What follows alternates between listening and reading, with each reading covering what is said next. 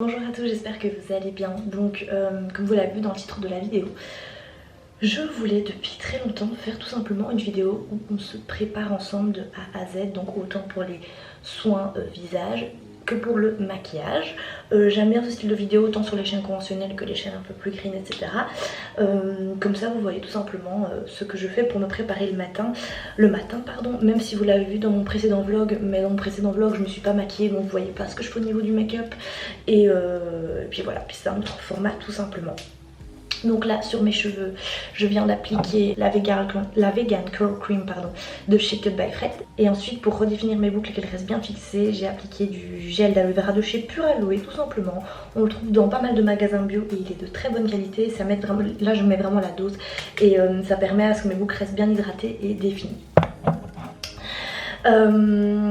Donc voilà, donc j'en applique voilà, sur la main. À chaque fois je sépare mes cheveux en deux et j'en applique pas mal. Désolée, je viens de faire cette étape.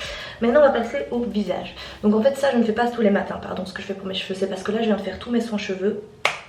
Donc tout simplement shampoing après shampoing, démêlage, et ensuite je fais ça pour le reste. Je compte de toute façon vous faire une vidéo, je vous l'ai déjà dit, je vous l'ai déjà promis plusieurs fois.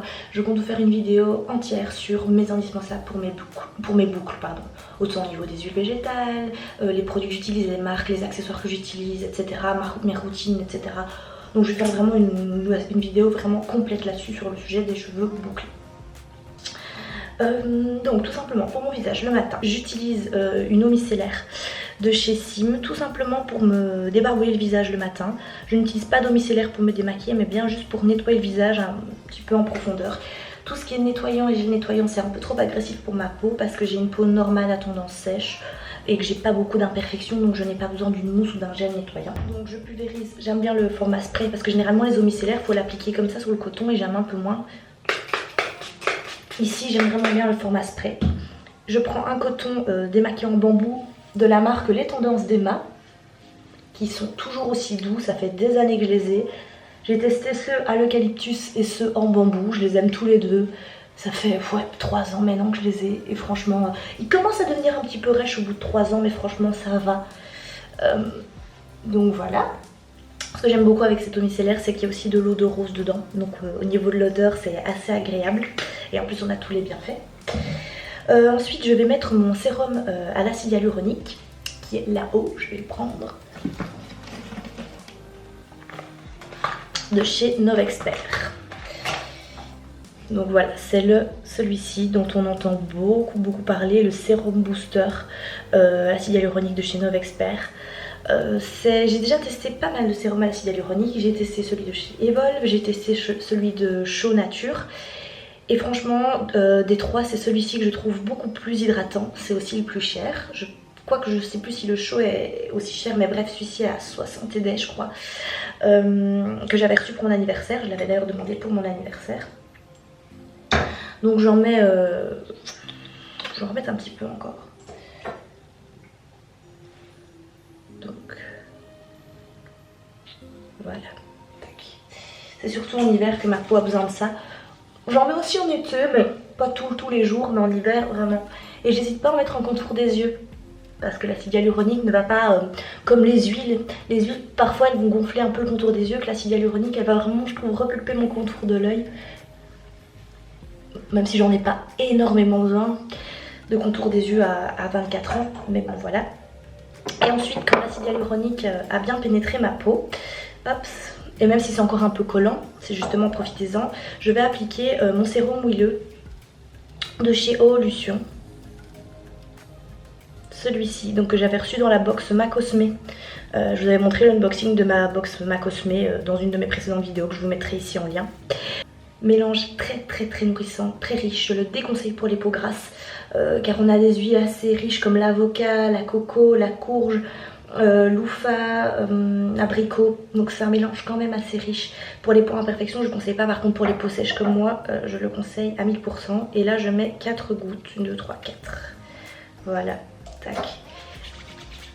Alors c'est pas le sérum le plus fin au niveau des textures que j'ai eu, il est quand même assez épais, faut bien prendre le temps de le masser parce que c'est comme des huiles très... on a des huiles assez épaisses et riches, mais justement c'est ce qui fait toute sa particularité pour l'hiver et pour les peaux sèches. Il va vraiment faire un film protecteur sans laisser la peau grasse. Et comme je dis, je déconseille quand même pour les peaux mixtes ce sérum. Voilà. En plus, je trouve qu'il a une odeur assez sympathique. Et voilà, au niveau du visage, au niveau de mes soins visage, c'est tout.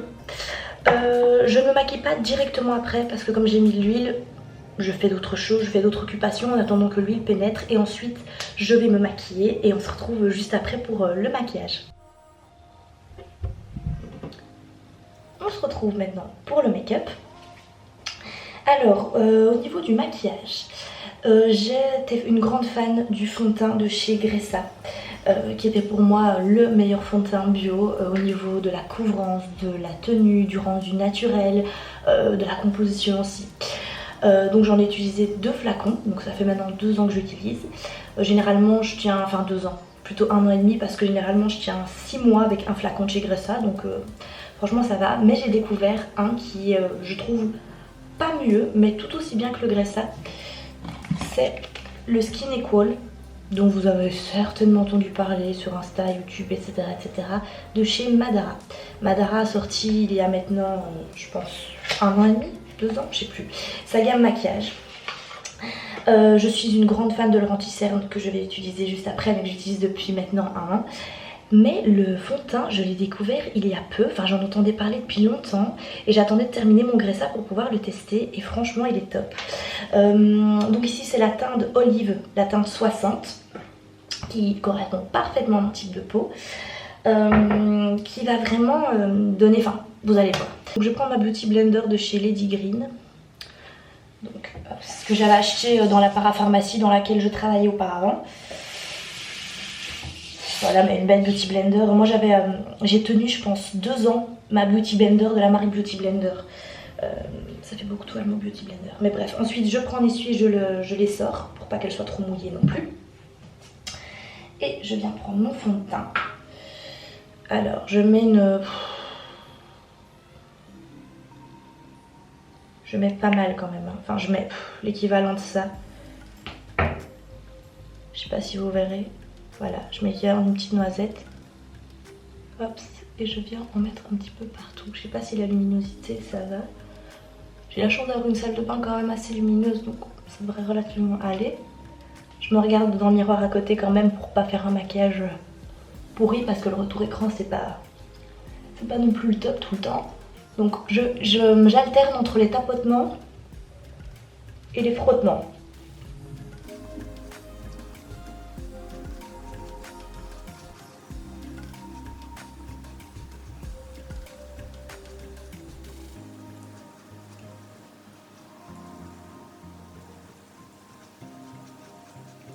Attention à ne pas oublier le cou. Donc voilà. Ici malheureusement la lumière ne lui rend pas justice parce qu'on ne voit pas une forte différence. Mais je peux vous dire que dans le miroir, je vais essayer de prendre l'appareil pour vous montrer plus près de la lumière. Ça donne un joli glow quoi. Donc voilà, si vous avez des énormes imperfections et vous voulez un truc hyper couvrant, c'est pas hyper couvrant, mais c'est pas non plus une bébé crème toute légère qui va quasiment pas couvrir, c'est entre les deux. Donc moi c'est ce qu'il me faut, vraiment un truc qui me donne de la lumière mais qui soit quand même... Voilà, moi tout ce qui est bébé crème je trouve ça, je vais vous le dire clairement, je trouve ça inutile, j'ai l'impression qu'on voit pas de différence. Mais tout ce qui est fond de teint conventionnel, je trouve que c'est des fois un peu trop effet masque. Ensuite, je vais appliquer le fond de teint, l'anti-cerne de la même marque de chez Madara que je vous avais déjà d'ailleurs présenté dans une vidéo favori il y a longtemps, que je vais vous mettre en lien d'ailleurs, comme ça vous voyez un peu le rendu sur ma main dans la vidéo favori, je le swatch sur ma main. Donc c'est celui-ci. Et ce que j'aime bien contrairement à plein de concealers bio, c'est qu'il a vraiment un format conventionnel. Donc regardez, c'est vraiment un petit un embout mousse comme ça, comme dans les fonds de teint conventionnels. Et ça j'aime beaucoup pour l'application, je trouve que c'est top. Hop, quel drôle, je tire. Et la teinte, j'ai pris la teinte, c'est la teinte amande. Donc voilà. Je prends toujours mon fond de teint légèrement plus clair que Moi, je prends toujours, putain, je vais y arriver, je prends toujours mon anti-cerne, pardon, plus clair, un peu plus clair que mon fond de teint. Et alors pour l'application, je n'applique pas à la Beauty Blender, je l'applique avec ce petit pinceau de chez Gressa que j'avais eu gratuit dans un colis Mon Corner B à l'achat de, je sais plus quoi, on avait un petit pinceau de chez Gressa que je trouve d'excellente qualité. Il étale parfaitement le fond de teint sans laisser des traces de pinceau. Vous voyez, des fois il y a des pinceaux, hop, j'ai juste à faire ça. Voilà, et le truc est mis parfaitement. Je trouvais que l'éponge, en fait, elle a tendance à absorber un petit peu trop d'anti-cerne. Voilà, j'en mets sur ma paupière. Un petit peu, voilà, et ils se font parfaitement. Encore une fois, je vais vous montrer plus à la lumière. Donc voilà, rendu hyper...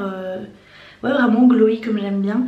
Et alors, l'avantage, c'est que je trouve qu'il ne file pas dans les plis. Je sais qu'il y en a plein qui n'ont pas été contents de cet anti-cerne. D'ailleurs, on n'entend pas beaucoup parler, mais moi, les gars, c'est vraiment mon Graal, quoi. Donc voilà, ici ça fait un peu clair parce que la lampe est assez blanche, on dirait que je suis toute blanche, mais ça donne pas du tout ce rendu là, je vous rassure. Ensuite, je vais venir poudrer le tout avec toujours mon pinceau de chez Eco Tools que j'ai depuis bien 3-4 ans. Il perd pas de poil, il est vraiment génial, il est joli en bambou en plus, c'est vraiment mon pinceau top pour appliquer ma poudre et mon blush. J'ai découvert une poudre génialissime, les gars. Oula, j'ai failli la faire tomber d'ailleurs. Avant, j'utilisais la poudre translucide silk, la translucent silk pardon, de chez Lily Lolo, que j'ai adoré, qui était vraiment une poudre super compo, infinie vraiment. Donc c'est une poudre transparente qui même sur ma peau métissée, sur ma peau métisse, ne donnait pas de rendu blanc. Et ici j'ai découvert la poudre de chez Ma aussi. Donc ici c'est la boîte que je garde d'ailleurs parce que je trouve très belle et je range ma poudre dedans. Et en fait la poudre est juste ici, que j'ai acheté sur Mon Corner B. Alors elle est plus chère que la Lily Lolo. Par contre au niveau du rendu on dirait qu'il n'y a rien, on n'a rien sur la peau. On n'a pas du tout cette sensation d'avoir une poudre sur la peau. Je n'ai jamais eu une poudre si fine. Donc c'est une poudre transparente, hein, classique. Vous savez, une poudre blanche comme ça transparente qui correspond à tous les types de peau. Comme ça il ne faut pas chercher sa teinte. Donc j'en verse toujours un peu dans le couvercle. Faut pas en mettre de trop, franchement elle est très... Et elle est hyper fine, franchement, on a l'impression de rien avoir sur la peau, elle est toute douce. J'en mets pas partout sur mon visage, j'en mets juste généralement ici, dans le cou, donc pour pas que le fond de teint file, et alors en dessous de mes yeux, enfin, à la place de mon anti-cerne du coup. J'en mets pas sur mon front, sur mon nez, parce que comme j'ai une peau sèche, ça a tendance à marquer les zones de sécheresse. Mais par contre, au niveau du contour des yeux, c'est parfait. Voilà, et le fond de teint, enfin l'anti-cerne et le fond de teint ne bougent pas de la journée quand je mets ça. Donc ça c'est assez cool. Ensuite je passe à l'étape du blush. C'est une étape que j'adore parce que je trouve que ça donne vraiment un petit côté... Enfin voilà, j'aime bien cette étape. Par contre, mon blush, c'est mon blush préféré. C'est le Bois de Rose de chez Boho. Par contre, comme vous le voyez, il a cassé, donc il est en poudre. Donc tout simplement je fais comme si c'était une poudre normale, je verse un peu dans le capuchon et je prends. Il est hyper pigmenté les gars, hein, donc il faut vraiment y aller mollo. Là on dirait qu'il n'y a rien sur mon pinceau mais franchement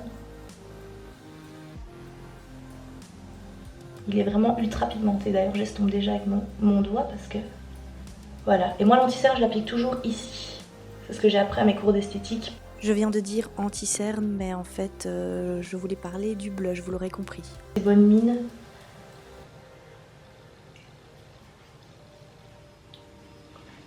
Voilà, je vais vous montrer le rendu dans le miroir. Enfin, dans le miroir, en dessous de la lampe. Donc voilà, ça donne vraiment un côté bonne mine que j'aime beaucoup.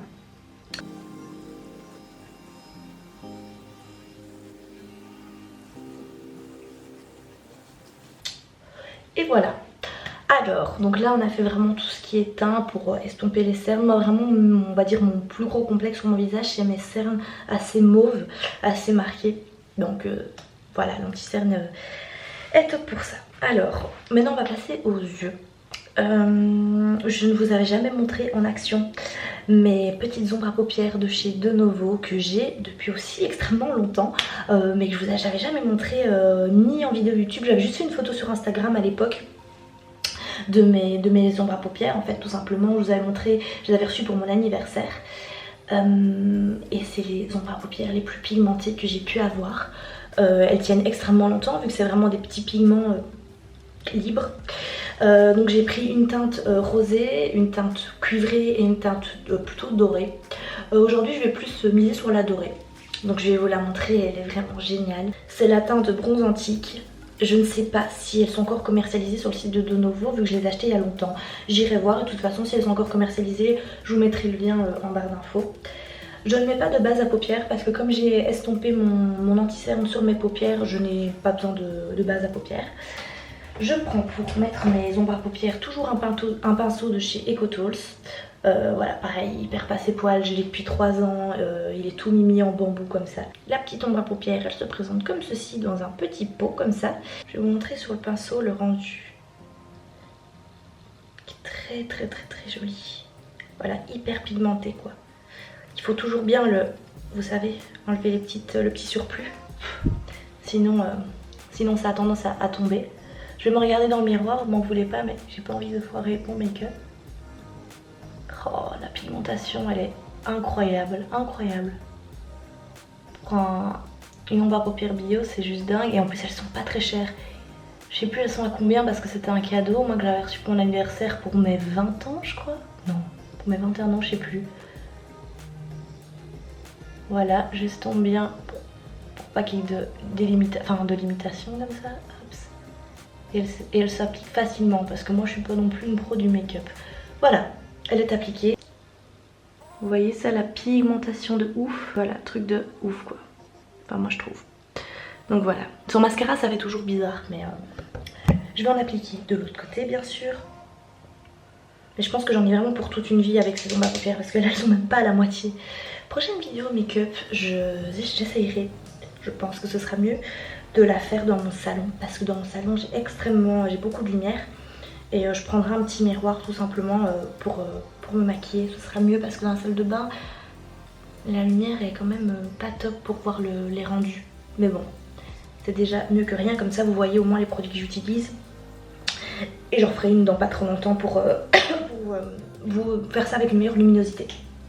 Je ne vais pas mettre d'eyeliner aujourd'hui. L'eyeliner que j'utilise, si vous voulez savoir, c'est celui de chez Absolution. C'est le seul eyeliner bio que j'ai trouvé qui avait une chouette prise en main, etc. Mais ça, je vous le montrerai en action dans une prochaine vidéo make-up parce qu'aujourd'hui, je compte pas le mettre. Et mon mascara préféré de tous les temps, c'est le Ilia. J'étais fan du Big Lash de chez Lily Lolo. J'ai exactement la même chose que Flavie. Flavie de la chaîne Chrome 2B avait exactement la même chose que moi. Elle était fan du Big Lash de chez Lily Lolo et puis elle a découvert le Ilia. Et quand elle a découvert le Ilia comme moi, ça se fut la révélation. Voilà, la brosse c'est une brosse en silicone qui se présente comme ceci. Il est génialissime, hein, la pigmentation est dingue, ça donne beaucoup de volume, beaucoup de longueur.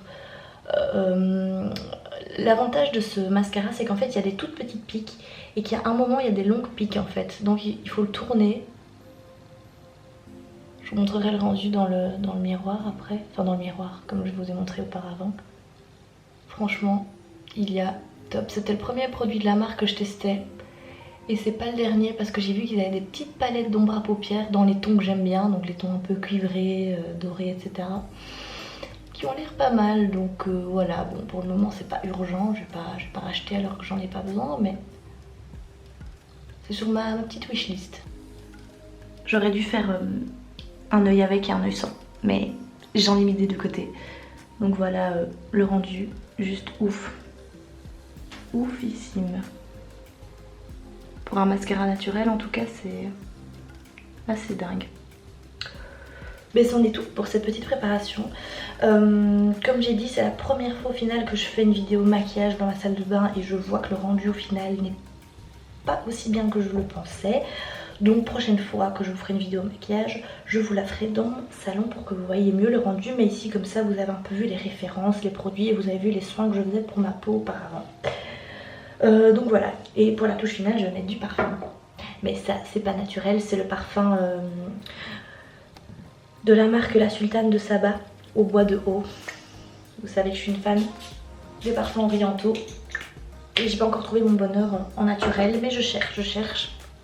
si un jour j'ai une préférence, je vous la donnerai. Donc voilà, et aussi pour finir la préparation, vu que j'ai oublié de me brosser les dents avant de me maquiller, comme dentifrice, j'utilise, je pense que je vous l'avais déjà montré, ce dentifrice de chez Geo Organics, qui est un dentifrice en pâte. En fait, il faut tremper sa brosse à dents dedans, qui est hyper bien à base de bicarbonate de soude, d'argile blanche. Il n'est pas agressif, il a un goût mentholé très léger. Vraiment sympa ce petit dentifrice que j'avais acheté à la boutique Les Savons de Lina à l'époque. Mais vous pouvez aussi le retrouver sur Quasi 2000 maintenant. Voilà, donc j'espère que cette vidéo vous aura plu et à la prochaine.